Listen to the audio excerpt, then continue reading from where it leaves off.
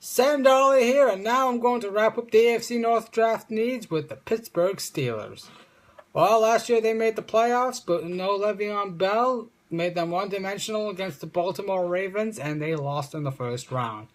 They didn't do much in free agency except for losing Dick LeBeau, longtime defensive coordinator.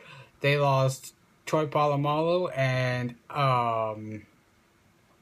Ike Taylor, who gonna get a lot of heat from the Steeler fan base for not knowing that, but I don't really pay much attention to the Steelers. What I do pay attention to is how good they are. I mean, they are a great team. They're a great organization.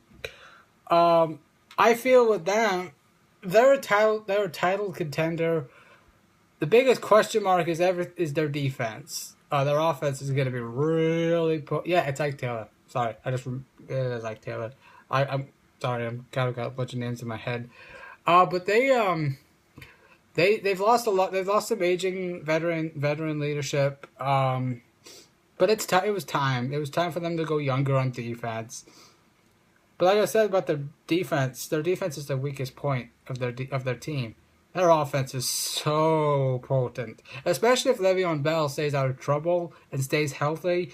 Yeah, that would be really, really beneficial to them, because when I look at Le'Veon Bell, I look at him like an Eddie Lacy. Well, actually, because Eddie Lacy's not the focal point of the Green Bay offense.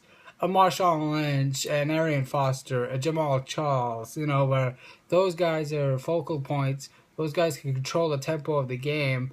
Those guys can essentially control the line of scrimmage for their teams. And that's what Le'Veon Bell can do. Le'Veon Bell is, to me, a bigger version of Arian Foster. That's how good he is. And like I said, if he stayed healthy, the Pittsburgh Steelers probably win that. Actually, no, they don't probably. They will win that playoff game against the Ravens. The thing about that playoff game, and I watched it, I just thought they were so one-dimensional offensively. And that's because when you got Le'Veon Bell, he's just an absolute load. He's a big dude. He's got great vision. He's a heck of a blocker in the backfield. He can catch the ball. He can do so many things for their offense. He just makes him so potent. And when you take him out of the lineup, it takes a lot of explosiveness away from their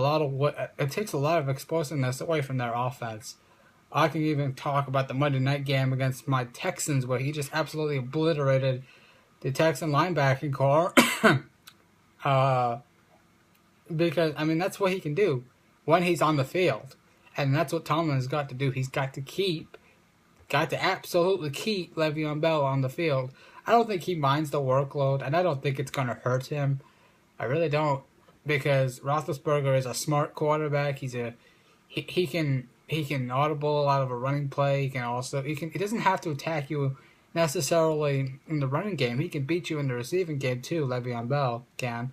So when I think about them, when I think about the Pittsburgh Steelers draft needs, secondary help is a big must, because in the playoffs, excuse me, they could, that secondary couldn't stop a nosebleed. Baltimore essentially got what they wanted, did what they wanted that night. They need some safety help. They're gonna miss Polamalu's leadership. I mean, they really are. It's you can't underestimate. I mean, people say, well, he's getting old, and he was getting old. He was already past his prime, but you can't underestimate what he can do in the locker room. He can coach those young players and teach them and help them along if they're struggling. And that kind of thing is so undervalued in sports, not just the NFL.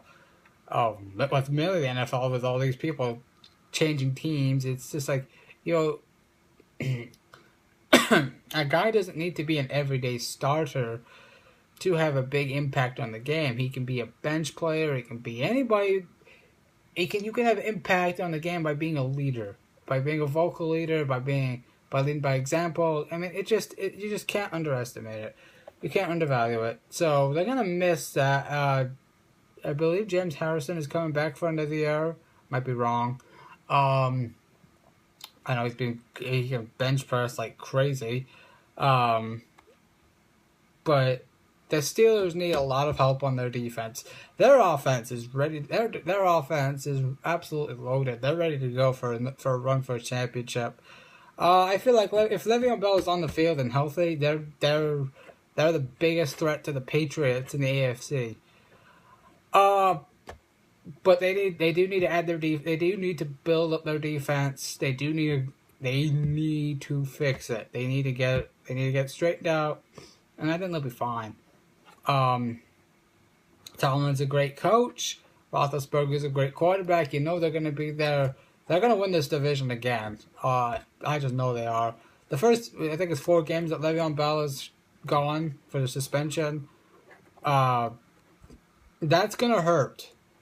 I could see them going 2-2 or even 1-3 without him because he's just so. I mean, he's the difference. To me, he's the difference for them.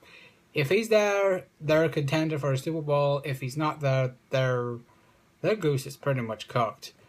Because he's just so. I mean, it just gives you another it just gives them another dimension to their already explosive offense.